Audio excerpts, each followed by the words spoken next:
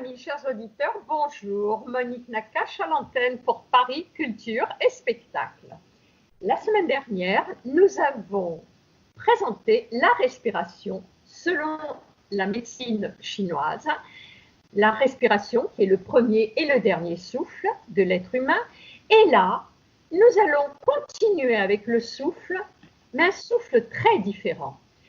À ce titre, je vais donner la parole à Phil, qui est déjà passé à l'antenne et qui nous arrive avec une autre chanson en hébreu, prise de son recueil de 200 chansons israéliennes traduites par Phil.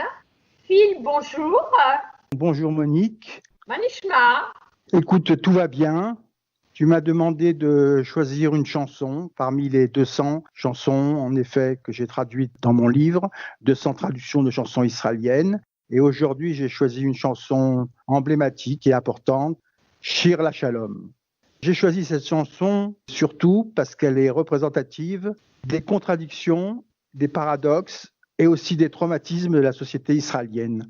C'est l'une des chansons les plus importantes de l'histoire d'Israël. Et cette chanson, elle est présente encore dans tous les esprits, alors qu'elle est vieille de plus de presque 50 ans, pour une raison très très très simple, parce qu'elle est évidemment associée à un événement terrible dans la mémoire collective israélienne, l'assassinat du Premier ministre Yitzhak Rabin. On peut rappeler brièvement les circonstances de l'événement. En septembre 1995, on signe les accords d'Oslo et à cette occasion, on décide un grand rassemblement le 4 novembre 1995 sur la grande place des rois d'Israël à Tel Aviv. Toute la foule est là. À la fin du rassemblement, tout le monde chante cette chanson, Shir LaShalom. Et sur le podium, Shimon Peres et Yitzhak Rabin chantent en chœur avec la chanteuse Miri Aloni cette chanson qui termine la fin de la manifestation. Quelques minutes plus tard, Yitzhak Rabin est assassiné par un extrémiste juif, Yigal Amir, et dans sa poche, on trouvera un morceau de papier taché de sang. C'était les paroles de Shir LaShalom. Donc c'est pour ça que cette chanson reste et restera, je pense, dans l'histoire de l'État d'Israël. Écoutons-la.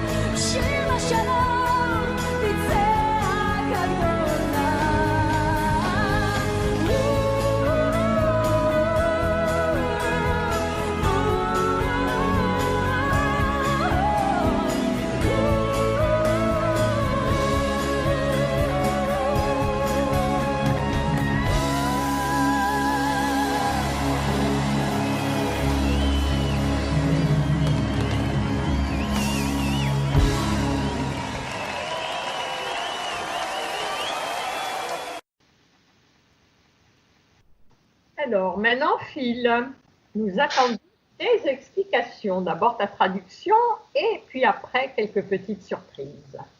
Oui, en effet, car cette chanson est absolument incroyable. Son histoire est étonnante. Elle a été écrite en 69, c'est-à-dire près de 2 ans après la victoire de la guerre des 6 jours, de 67, par 2 musiciens extrêmement expérimentés. Les paroles sont de Yaakov Rotblit et la musique est surtout de Yair Rosenblum. Et Yair Rosenblum, c'est un personnage dans la musique israélienne, car c'est lui qui était pratiquement responsable des arrangements et des compositions de toutes les chansons qui étaient utilisées par les troupes de musique qui servaient dans l'armée israélienne. C'est une spécificité typiquement israélienne. Dans l'armée, il existe dans chaque arme des troupes de musiciens dont la fonction est de faire des tournées pour divertir les soldats dans les bases. Et il n'a pas hésité à envoyer cette chanson à la troupe de l'Aakat Nahal. Alors juste un mot rapide sur qu'est-ce que c'est que l'Aakat Nahal. Le Nahal, c'est un corps spécifique de Tsahal qui est en fait constitué par les jeunes qui sont issus des mouvements de jeunesse et qui veulent rester ensemble lors de leur service militaire. Dans ce cas, ils peuvent demander à servir dans le Nahal. Nahal, c'est l'acronyme de Noach Chalutz Lochem, ça veut dire jeunesse pionnière combattante. Ça permet à leur structure de mouvement de jeunesse de se perpétuer en fait à l'armée. Yair Rosenblum a envoyé donc cette chanson à la Katanachal et c'était d'autant plus étonnant que cette chanson est une chanson, il faut être clair, antimilitariste et anti-guerre. Alors maintenant, Phil, s'il te plaît, si tu pouvais nous traduire la chanson de Shir LaShalom. Alors on comprend tout de suite de quoi l'on parle quand on lit la première strophe. Je la lis d'abord en français, puis nous l'écouterons ensuite en hébreu. La plus pure des prières ne nous ramènera pas celui dont la lumière est éteinte et a été enfoui dans la terre. Les pleurs amers ne pourront pas le réveiller et ne le feront pas revenir ici. En hébreu, Azaka Shebat Filot, Otan ou Lotarzir, Mi Asher Habanero, ou Beafar Nitman, Bechimar Lo Yairo, Velo Yarziro Lekan. On l'écoute.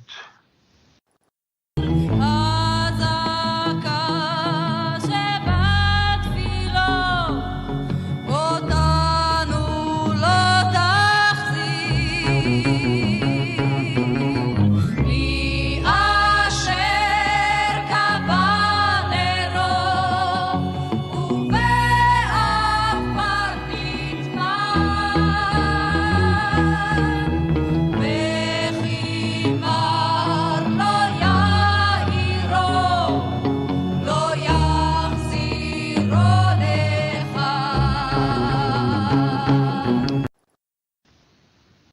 Donc on comprend l'esprit de la chanson, ce sont les morts, les soldats tombés au combat qui interpellent les vivants et qui leur ordonnent de combattre, non pas pour la guerre, mais pour la paix. Ce sont des paroles donc extrêmement fortes, extrêmement violentes, qui en fait sont dans l'esprit de l'époque, puisqu'on parle du pacifisme, de mouvements hippies, de mouvements contre la guerre du Vietnam, et de la comédie musicale Hair, et de la chanson qui ressemble d'ailleurs beaucoup à Shir la Shalom, Let the Sun Shine. Il faut reconnaître que le début de la chanson est déjà extrêmement violent. Azaka Shevat Filot Otan ou Lotarzir, qu'est-ce que ça veut dire? C'est le Kaddish que l'on récite sur la tombe. Il n'hésite pas à dire que cela ne sert à rien. C'est particulièrement poignant. C'est poignant et aussi extrêmement osé par rapport à la culture israélienne et par rapport également à ce qu'on a appelé la culture du deuil, puisqu'ensuite il continue en disant que les pleurs amers ne pourront pas le réveiller et ne le feront pas revenir ici.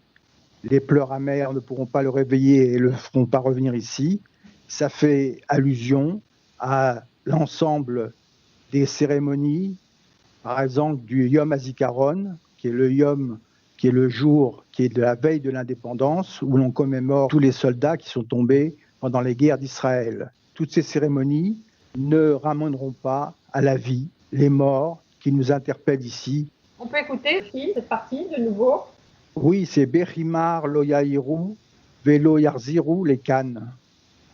Bechimar, c'est les pleurs amers, c'est les lamentations. De la même manière, on peut écouter la suite.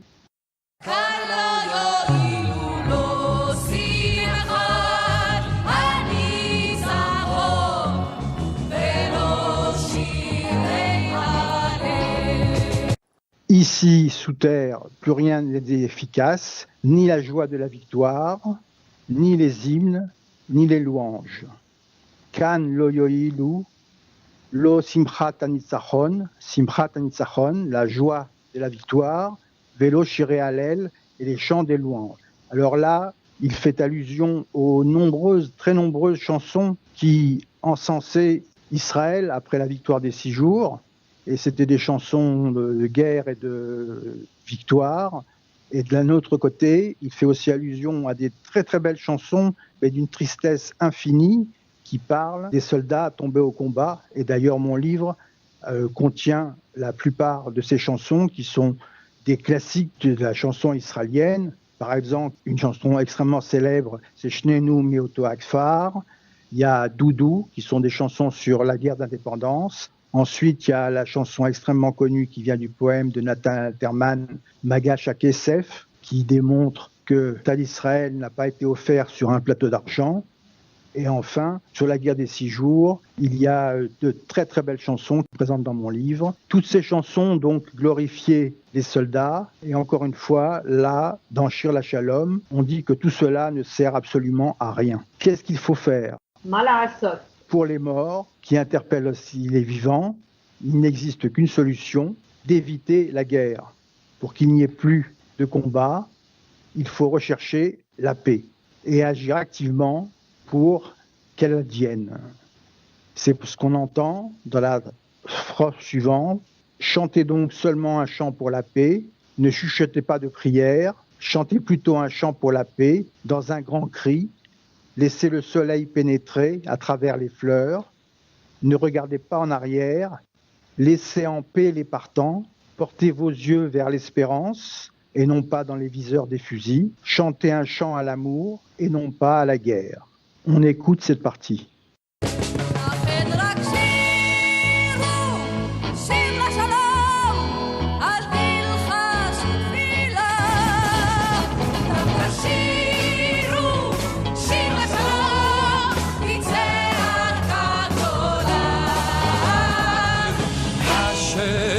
לך הדור מבעד לפרחים אל תביטו לאחור הניחו להולכים שאו עיניי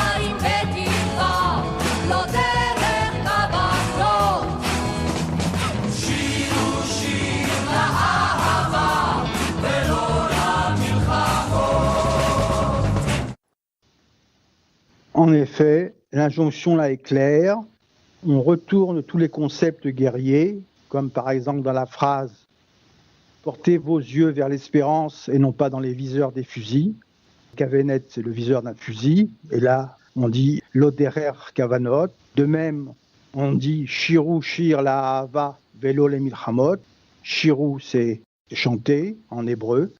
Chanter un chant d'amour et non pas de guerre. C'est donc, encore une fois, des paroles extrêmement fortes. La version originale, en fait, était encore plus provocatrice, entre guillemets, car la phrase était « Shiru shir la ahava velo la nitzronot ». Et là, Tsahal a réagi en disant « Il y a un problème, Tzahon, c'est une victoire ». Donc, on demandait aux gens de chanter un chant d'amour et non pas de victoire.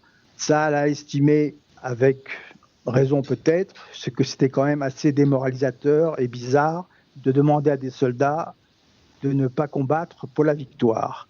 Il y a donc eu une espèce d'échange assez sec entre Yaakov Rodlit, Yael Rosenblum et Tsahal, et finalement, ils se sont mis d'accord sur le compromis Shiru shir la ahava velo le milchamot et non sur les guerres. Donc toute cette partie est claire et simple. Les morts interpellent les vivants, mais maintenant, qu'est-ce qu'il faut faire? Il faut agir pour la paix et agir non pas demain, mais agir aujourd'hui. C'est pour ça que la chanson se termine par ces phrases. Ne dites pas un jour viendra, amenez ce jour, car ce n'est pas un rêve, et dans toutes les places, acclamez la paix. On écoute cette partie.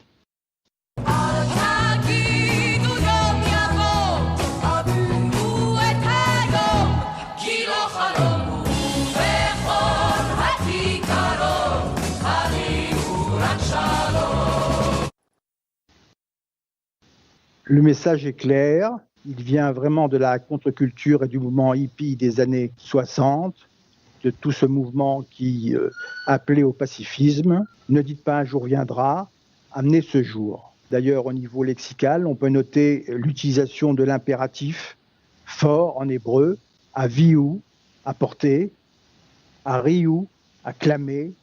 Ce sont des phrases extrêmement fortes où on exhorte les gens à être proactifs dans la recherche de la paix. Et c'est par ces mots, par cet appel à éviter la guerre, à faire tout pour la paix, que se termine le chant. On peut donc imaginer à quel point il est paradoxal qu'une troupe formée de soldats, car la Katanachal, c'était en fait des soldats qui chantaient devant les autres soldats et leur chantaient ce type de chanson. Les réactions à la chanson ont été extrêmement virulentes. Merci Phil. Alors Phil, comment trouver ton livre de 200 chansons israéliennes, traduction par Phil? Il y a plusieurs possibilités. Sur Amazon, il s'appelle 200 traductions de chansons israéliennes. Il suffit de taper www.amazon.fr/dp 1790 35 87 60 ou carrément le nom de 200 traductions de chansons israéliennes, ou encore, de manière même plus sympathique, aller à la librairie du Temple, 52 rue des Rosiers. Le téléphone, c'est le 01 42 72 38 00, librairie spécialisée dans les livres juifs. Phil, je crois qu'il existe un format PDF également. Exactement, et pour cela, il vous suffit de à l'adresse email mjben55@gmail.com. Merci Phil, à une très prochaine fois pour une nouvelle chanson israélienne. Merci Monique, et à bientôt. Leitraot. Leitraot veleishtamea. Quant à moi, chers amis, je vous dis à la semaine prochaine. Monique Nakache pour Paris Culture et Spectacle.